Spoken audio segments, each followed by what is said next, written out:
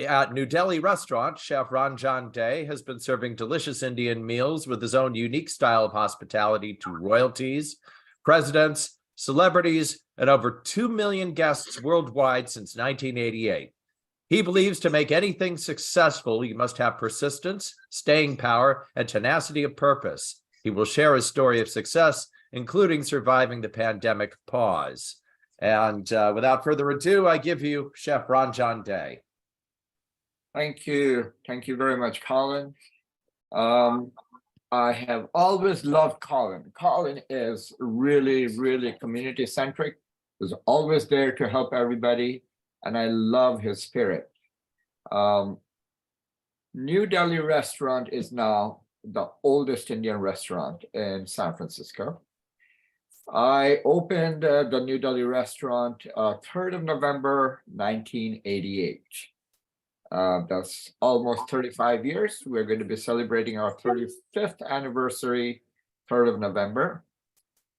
Before that, I had 5 New Delhi restaurants in Hong Kong, 1 in San Francisco, 1 in Singapore, and 1 in Bangkok. And, you know, I had been living this life of being in hospitality industry forever, because I was managing 35 Gaylord restaurants worldwide in 12 countries out of Hong Kong before I started my own restaurant. I started my first restaurant when I was 26. So it's been a lot of water under the bridge. New Delhi restaurant is an immigrant, mixed family owned oldest Indian restaurant in San Francisco, and is a legacy business. You know, we have been serving guests from around the world for over 30 years. The restaurant itself is built in a building which was Hotel Ramona, which was built in 1914, over 100 years. And we are located inside the dining room. It's a beautiful dining room. You know, it has like tall columns and hand-poured tiles. I mean, we ourselves, we have served more than 2 million people. Wow. So if you look at the dining room, which started in 1914, over 100 years, and if you were a brick on that wall, most probably you have seen more than 10 million people go through that room and enjoy not just the delicacy, but their life, their stories. I wish somebody could have like listened to those untold stories. It would have been wonderful, you know? But everything in life, I think, for me, is very, very intentional, you know? When I had our 30th anniversary, I had this amazing speech written. I had worked over 7 days to write this amazing speech, and I was like ready. The room was full. It was almost like 200 people, right from mayor to senators to, you know, assemblymen. Everybody was there. But guess what? Everybody's like, Ranjan, tell us what keeps you so excited every day. What is it that you go to every table, talk to every guest? What keeps you going? I'm like, come on, guys. I wrote this fantastic speech. You don't want to hear that? No, tell us the secret. So I had to kind of like take, I would say about 20, 30 minutes just to kind of think, what is it that have kept me going and kept me excited about this? So I think for me, I make life my secret ingredient. When I make life my secret ingredient, I'm open to possibilities. I'm open to enjoying the life as life offers it to me. I mean, today, possibilities are endless. I mean, it's in your mind, right? It is you who actually trips yourself the most, and don't allow yourself to go forward. So once you're open to possibilities, the world is your oyster. And the second thing, which is the most important thing, every day in the morning, I wake up, I look forward to embracing the chaos which is coming towards me. And I'll just do my best. I can't do anything more than that, right? When I do my best, I'm happy with it. Whatever result I have achieved, I'm happy with it. And that's what keeps me going. That's what gives me the attitude of being happy, satisfied, and celebrate today, because we don't know about what is going to happen next second. So why not? Just be happy, because it is within your power to be happy. Nobody else can make you happy. So, life has been amazing. I have had an amazing journey. By the way, Netflix is making a movie on my life. So, I'm writing the story now, and I'm writing it with my younger daughter. I have two daughters. My eldest daughter, she is 36, and we are 35. So I am married to this wonderful woman, Cody. She was managing this pub next to a new chain of restaurant I had just opened in Hong Kong for the same owner group I was working before. And her mom and dad work for US Navy. I'm Indian. She is American Caucasian. And in a mixed marriage, we felt we didn't want to raise our kids in Hong Kong. China was taking over Hong Kong. And we felt if we raise them in Hong Kong, they will have a lack of sense of belonging. And that's a heavy load to carry. So Sarah was 11 months old when I opened the San Francisco and New Delhi restaurant. She is now 36, we are 35. And my other daughter, Caitlin, just turned 27, 11th of March. And I'm writing the story with her. So Netflix demanded that I write a book first, 80,000 to 120,000 words. And so now writing this story about my life is so much more delicious, because it is a true legacy which I'm passing on to next generation. I don't really care about the book or the movie now, but it is amazing. And that brings me to pandemic. How did we survive the pandemic? My core staff of 6 and we have worked together 27 years at that restaurant. So this was the time, this was the defining moment to really step up to the plate and take care of them. And, I didn't know what was going to happen in the beginning of pandemic.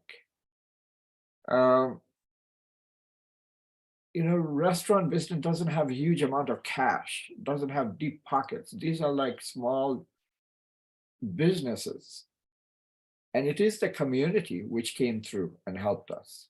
That is why we are here, and we are stronger than before we were in pandemic.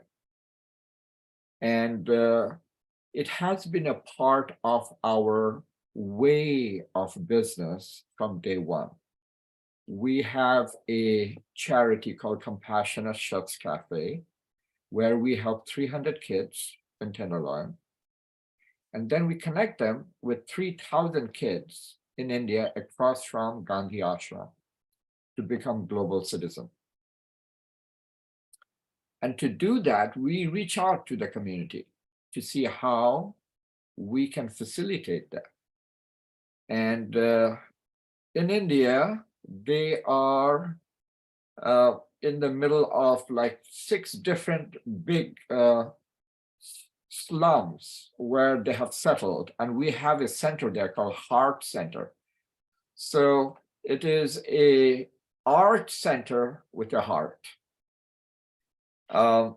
And we have 6,000 kids there. So every 7 years, we have this effort where we can bring 16 kids and 7 chaperones from India to meet their counterpart in Tenderloin so that they can truly feel global citizenship. But it is a 7-year effort because those kids don't have even birth certificates, so there's a lot of volunteers who helps, and then we create a dance drama, and which is with a message from Mahatma Gandhi that you can overcome anything and everything in a nonviolent way. And we don't tell them they're coming over here because we don't know what is going to happen. So in about like 6 months after we start the program, they're ready to perform. And then go to 11 different cities to perform that message, higher message, to the kids who are living in different slum areas. And then it's about sharing the message. It's never about going to see something, doing this. No, it is always about sharing the message. We were able to get them to come just before pandemic hit in 2019, the last time. And it was a message called Ekatva. Ekatva means that there is only one race, which is human race.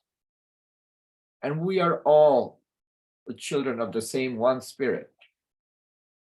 And if we feel that, we can definitely feel that we are, have a blanket of safety of a whole global family. But that doesn't mean we don't have challenges, just during COVID, we had this whole strain of Asian hate, which blanketed our beautiful city of San Francisco, the city of love. It was very painful, very, very painful, including people approaching me. But the difficult part is during these moments, how do you perform? What do you decide to do? Because I choose love. When you choose love to stand up, it's way more difficult. You need way more backbone. You need to be way more confident instead of spewing hate back. But if you can transform one of those haters, you have achieved. You have achieved, So that is what I choose. So, we must learn to live together as brothers and sisters or perish together as fools. That's what Martin Luther King told us, right? And another thing which, Mahatma Gandhi told us is, an eye for an eye makes the whole world blind. You don't get to see nothing. It's all dark. And similarly, Indira Gandhi was one of the first female president of a nation, a huge nation like India. And what she said, you cannot shake hand with a clenched fist. So choosing love is way more amazingly rewarding, but you have to be ready to sacrifice. And it comes back, and you don't do that to get anything back. It's just your intention. When your intention is pure in life, the universe helps you. It's just, how do you create your community? How do you create your community? When you are offering help, like, how can I help you when you meet somebody? Just like Colin. Colin's always there to help somebody. Intention is pure. and everybody gravitates towards that. And you make connection, you make community. When you approach somebody with, okay, what's in it from me? We can see them coming from far away. We'll definitely exchange the card, but that's going to be the end of it. You know? So, I do believe to make anything successful, you must have persistent staying power and tenacity of purpose. And that's what has kept me going. And I'm so happy that you invited me to share some of my stories with you. I love this panel. This is the first time I'm listening to everybody. I mean, I was looking at this, amazing screen, and I was thinking, my gosh, the amount of experience and the stories and the successes of everybody on this Zoom call is just mind-boggling. It's mind-boggling. So I am so happy that you have invited me. One of the things I want to share with you is if you go to YouTube, put my name, Chef Ranjan Dey, you can see and enjoy my documentary series. It's called My India with Ranjan Dey. It's a cultural culinary travel adventure. Please do watch The Great Mango Escape first. It is a XXX episode. No, I'm just kidding. Because it is something. It is a story about mango, and it ends by me sharing with you what is the best way to eat a mango. And I learned it from my grandmother. My grandmother used to say, the best way to eat a mango is naked in the bathtub. You can really get into the juicy part of it and not even worry, So that's how it ends. So I wanted to share with you also that I am taking a group to India. I usually always, for the last 18 years, I will take a group. It's a small group. I usually take like 10 to 15, no more. And it's a cultural culinary travel adventure. And it follows some of my documentary series. And we stay luxury. I'm sorry. At this stage of my life, I don't do backpacking. It's all about luxury, it's all about heritage, it's all about sharing a culture, fantastic food, and creating a once-in-a-lifetime memory. So if anybody is interested, let me know. I have 10 people already on my group who is going. We will be leaving January 8th. And it's a 15-day tour. And we're going to 7 different cities. But if anybody interested, just send me, a hello on my email. I think Colin has my email, you have my email, and then we can, connect and send you all the details. I want to end my little talk with this, that, the mother of martial art happened from India, from south of India. There is an episode about it on my documentary series. It's called Kalari Payat.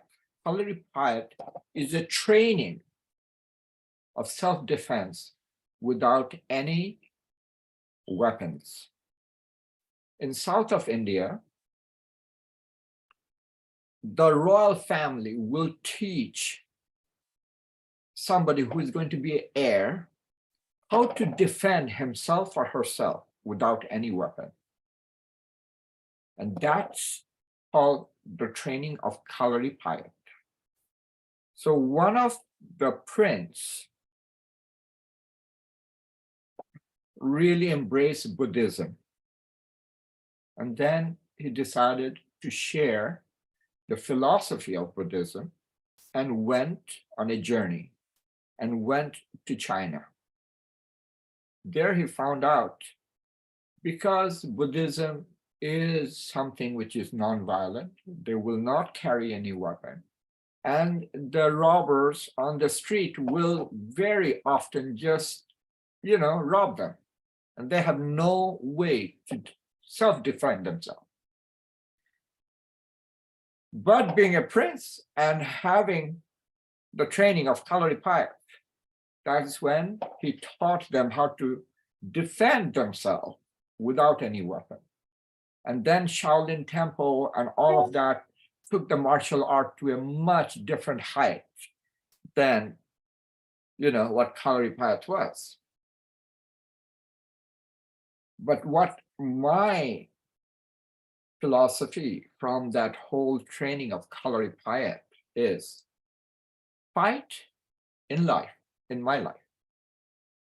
Fight the fight to enjoy and learn with mutual respect to the opponent, and support and nurture and enjoy the dance of life.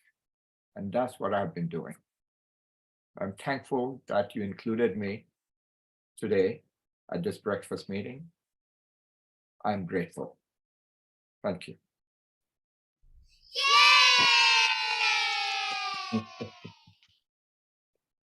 Hey, and thank you, Ranjan. So I guess we're going to throw open the questions, and per tradition, we start with Tony. Do you have a question? Great, thank you. Yes, I do. Thank you. I'd like to find out more, get a link or information on what your series is that you're talking about. As a lover and a martial artist, I'm a 5th degree black belt in Japanese martial art, and definitely like the fact of being able to protect yourself without weapons, though a weapon helps every now and then if you can grab something. But also my other thing I love is mangoes. So I want to look at your video on how to eat a mango, because it's this one's it's especially a good ripe mango, they can be quite messy. So yeah, we should do a breakfast series. Okay. Yeah, we did. I put do it on the Zoom. We can do it on Zoom. Everybody could be getting in the bathtub eating mango. Oh, this would be wonderful. Thank you so much for joining us here on the Breakfast Club, and I look forward to coming to New Delhi restaurant and trying that in the very near future. So thank you. I would really, really appreciate the patronage. We're just trying to survive, getting over COVID, and I'd love every helping hand I can. Thank you so much. I tried to help all of our local restaurants. I was living in San Rafael when the pandemic hit, so I tried to go to all of the local restaurants that I favorited before the pandemic and support them. Still do sometimes. So thank you very much. Oh, cool. Any other questions? I might have a few, but just throwing it open. Yeah. What is there a main province of or region of India that that your cuisine is centered? The cuisine for my restaurant, called New Delhi restaurant, predominantly North Indian, but I have sprinkling of dishes from all over India. And those are my creative dishes with a twist of San Francisco.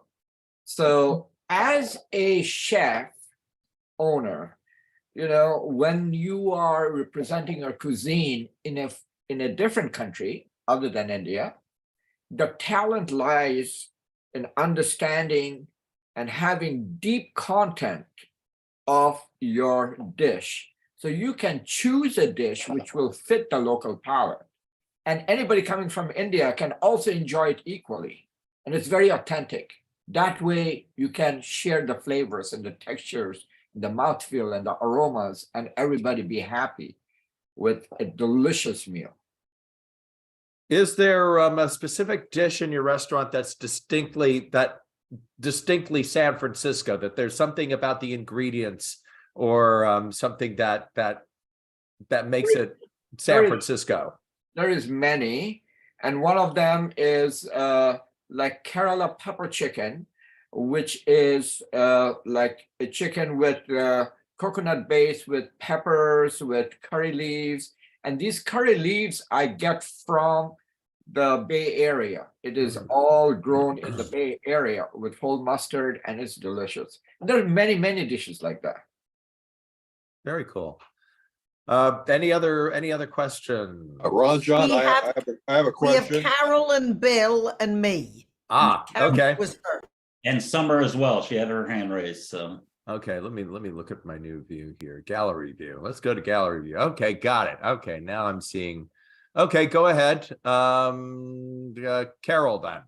Oh, I think this might be repetitive, but what is your signature dish that you've had throughout all these times in your restaurant?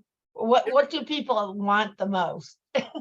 You see, there is a whole page which says Ranjan's specialties. There's 6 dishes. Wow. And what I did for those 6 dishes, my wife Cody wanted to cook like me, and I said, honey, that's not going to happen. But what I did was I went to the history of India, dug out favorite dishes of 3 kings and 3 queens, Wow. representing 6 different regions, and created a spice blend. So there is a line of spice called New World Spices, and it features 6 different blends. Like, for example, there's a Calcutta lemon mustard curry. So the Maharani of Kuch Bihar, the queen of Kuch Bihar near Calcutta in India, in Bengal, in 1887, she fought for women's lib. So before her, only boys could go to school. She made it mandatory so that girls and boys could go to school. And her favorite dish was lemon mustard fish curry. So that inspired me to create that blend. And then I cook like a dish like lemon mustard fish, but then I have a vegetarian version of it too, for each one of those specialties. So like that, there's many, many things, which is wonderful. And my menu is like, like when you go to Macy's, for example, you can try on the dress, you can try on the, like, for example, your lipstick, you can try on your shoes, you can try on your like perfume, but when you go to a restaurant, you can't. So what you can is my storybook. You can look at the menu, which is my storybook, which tells you the delicious delicacies which are awaiting you.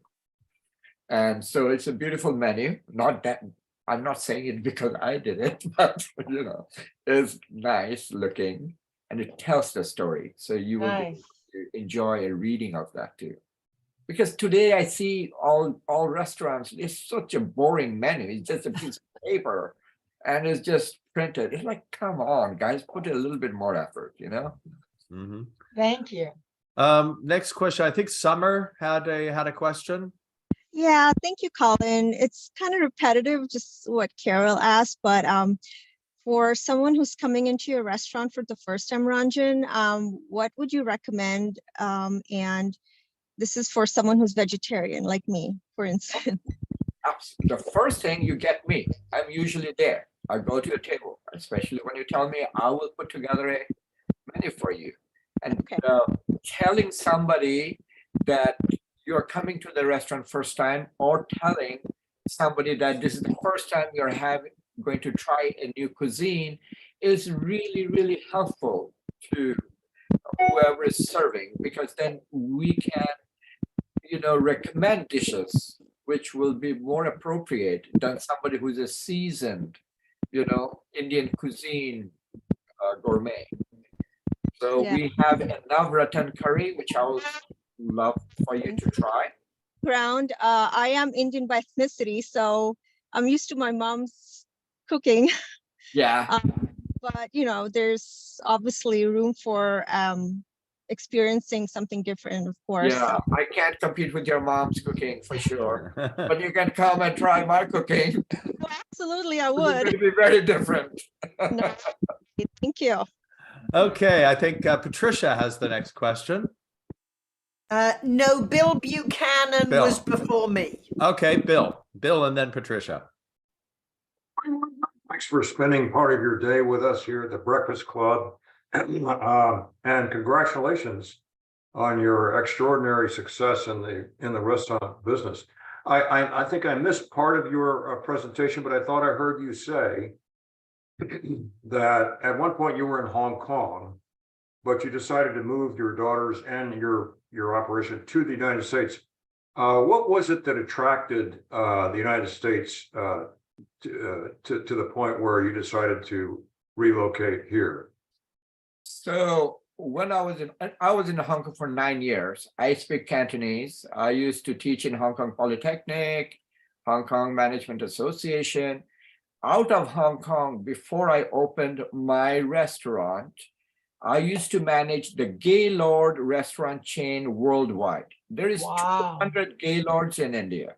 Mm. And this Harilela group in Hong Kong owned the worldwide franchise other than the ones in India, Pakistan, Bangladesh, Sri Lanka, and Nepal. So there was 35 Gaylords in 12 countries. In USA, I used to manage all the Gaylord restaurants. There was 4 in the Bay Area. None of them are there anymore. They have all closed down. There was 1 in Chicago. There was 1 in New York. There was 1 in LA. There was 1 in Las Vegas. So I knew US very well. My wife is American.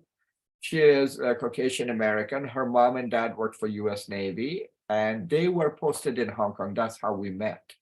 Mhm. So, you know, either we were going to go to India or to US because we felt raising them in Hong Kong would, would leave them with a lack of sense of belonging. They won't feel American. They won't feel Indian. They won't feel Chinese. And China was taking over Hong Kong in 1997. And that's what, kind of like me and Cody, we decided to move to US instead of India because India was not really ready. Business, doing business in India is different, very, very different. Now it's coming to a different stage, but India is an ancient civilization, India is the only ancient civilization which is still alive. There is no Mesopotamian civilization. There is no Egyptian civilization. There is no Roman civilization. India has the history of 5,000-year-old civilization, which is still alive. There is 29 states now, originally 24 states. Each state had its own language, own script, own food, own, culture. So it's like putting Europe together in one country. So it's very diverse. However, doing business in an old country like that, when I'm talking about 35 years ago, 40 years ago, you had to grease the palm like crazy. You had to make sure you have to be a thug, basically, to make sure you're really a big success in small business. And I was not ready to do that. I wanted to I wanted to be a businessman where I can at least control certain things in my life. Still, it's not the easiest thing to do small business. So I hope I answered the question, bro. Yeah, I remember reading about baboos that there were like these Indian bureaucrats called baboos that you had to deal with. Yeah, absolutely. Absolutely. So, next question is Patricia. Well, I'm dreadfully shallow, so I want to hear some stories about famous people we would know, or local politicians or movie stars that you have served. Well, there's so many. I'm going to tell you a secret about my restaurant. I shouldn't actually. This is just for me and my wife, but whenever there is a great celebrity, would come to my restaurant, and after they leave, I'll turn over the chair and write the name under the chair. Ah, So there are chairs with Anthony Hopkins' name, with name of Steve Jobs, Bill Clinton, Kamala Harris, I mean, you name it, Nancy Pelosi, Dan Feinstein, so Ed Lee, like the great Art Agnes opened our restaurant in 1988, and every 5 years I have this big deal, and this 35th year is coming. And every 5 year, he has been so gracious to be the chief guest to come and celebrate with us this timeline of history of New Delhi restaurant. So this one time, I am driving with my brother-in-law, and we are going for catering or something. And somebody calls me and says, Ranjan, I'm coming to the restaurant. I'm like, okay. And I don't know who this is, right? I'm like, I'll be there for lunch tomorrow. I'm like, okay. I'm like, did I forget to set up something? And then he says, oh, this is Tony. I'm like, okay, Tony, did I set up a tasting for a wedding catering and I forgot? I'm still puzzled. And he got it. He's like, oh, so you can't tell who this is, right? By that time, I recognized his voice. That was Anthony Hopkins. I never call him Tony. I never call him Tony. So he loves our lemon mustard blend. He loves that, but he loves fish. So I do a lemon mustard barbecue fish for him. And he has my spice blend, my whole 6 blends of spices at his home, and his wife cooks with my spices. So yeah. Cool. So when I come in, can I turn over my chair and see who sat there before me? Absolutely. Absolutely. I will turn it over for you. Okay, thank you. In a little whirl, I'm famous, but compared to Anthony Hopkins, he's a Brit that's done better than I have. Okay, Craig? Well, actually, my question was answered by Bill Buchanan, so it was kind of I was curious about Hong Kong, but that's a fascinating part of your history. I can say this though, Patricia, when you go to eat at the restaurant, I'm sure you're going to have a great time and everything's going to be fantastic. But I do know that if I show up after you eat at the restaurant, if I turn my chair around, your name might be on there. Okay, because you are our celebrity. So, but why don't we make a date to go together, Craig, and you can take your felt pen to do it in case Ranjan doesn't realize how famous I am. And then you'll have somebody to write your name on your behalf. Let's just write our names on the chairs. Okay. Any other questions? Yeah, Ranjan, I have a question. Yes, sir. Having a very successful business down in the Tenderloin, and having just heard from the DA yesterday with all the problems going on in the Tenderloin, what is your recommendation to the mayor to improve that situation right now? I love my city of San Francisco, but I'm getting a little, disappointed with the city politics, because it's the small business which is the backbone, which keeps on paying the taxes so that everybody can live in luxury, especially the politicians. Mm-hmm.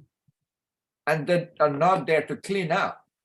I have to be a Patrick Swayze from Roadhouse in my business. I have to, commandeer to make sure nobody comes in and assaults all my guests as well as my employees. And why do I have to do that? If every other great city can take care of this problem, why can't our city do it? It is because of politics, because there is big money in homelessness. And that's the bottom line. Mm-hmm.